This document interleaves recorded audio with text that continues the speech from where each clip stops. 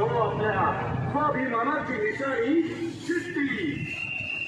अहो आजवर पालघर वसई विरारचा झालेला विकास आपण सगळ्यांनी पाहिलाय आणि हेच विकास चक्र निरंतर सुरू ठेवण्यासाठी आपले लोकप्रिय लोकनेते सन्माननीय जितेंद्रजी ठाकूर यांनी बहुजन विकास आघाडी पक्षातर्फे श्री राजेश रघुनाथ पाटील यांना ही उमेदवारी दिली आहे.